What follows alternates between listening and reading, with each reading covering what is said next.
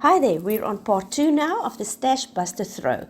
You're going to start your chain with the bigger hook and you're going to make 161 chains.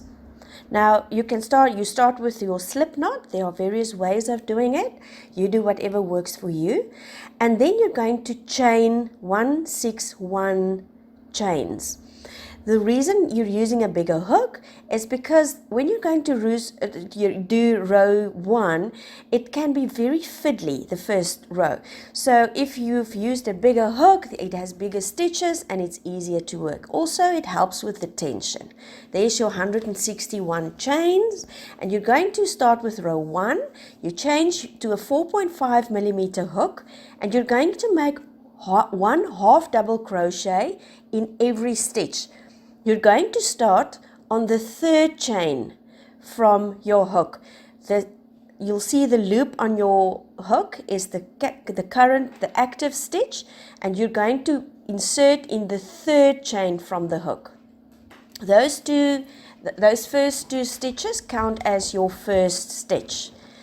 Now, to do a half double crochet, something between a single and a double, so that is yarn over, insert, yarn over, pull through, yarn over, pull through all 3 loops on the hook.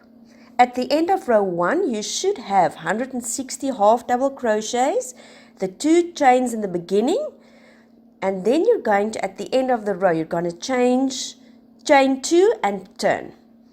Row 2 is going to be a bit different in the sense that you're going to make V stitches.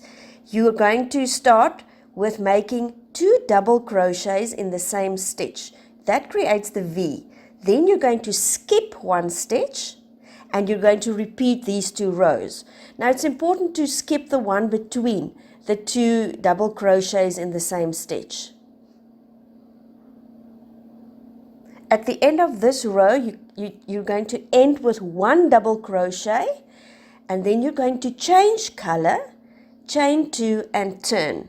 So at the end of row 2, you're going to have 2 chains in the beginning, 79 V stitches, and 1 double crochet at the end of the row.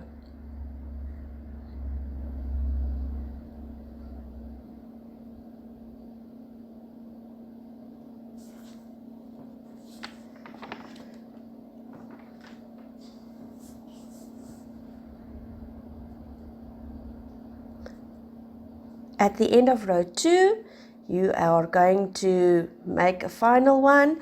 You're going to chain 2, change color, chain 2 and turn.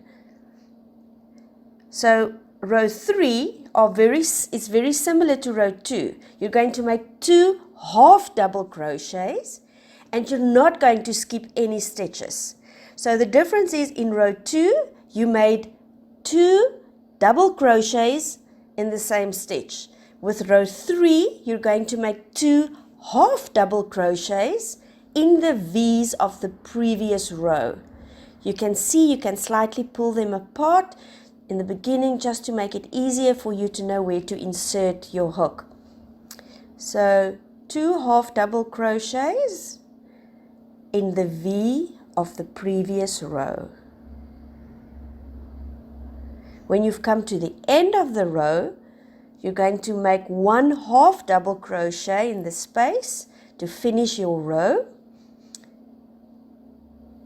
Then change color again. Make 2 turning chains and turn.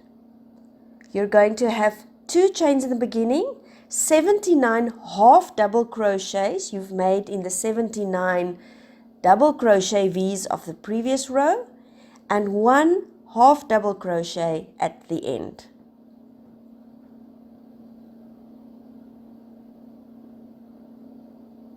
It's easier to work with different colors. It just helps to distinguish between the stitches and it's more fun. There you go. There you can see the definition clearly, the size in length between the double crochet V and the half double crochet V. Pretty. Alright, row 4 is easy. It's a repeat of row 1. You're going to make 1 half double crochet into every stitch. So at the end of your row 4, you're going to end up with 160 half double crochets, and that is including the 2 chains in the beginning.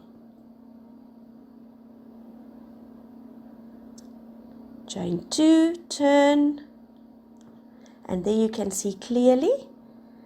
You're simply going to work into every stitch. Yarn over, insert, yarn over, pull through, yarn over, pull through all 3 loops on your hook.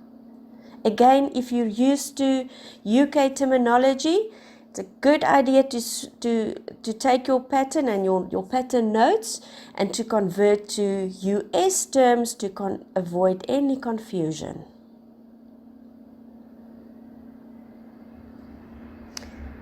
So this is now the end of part 2 of the cowl. Thanks for joining.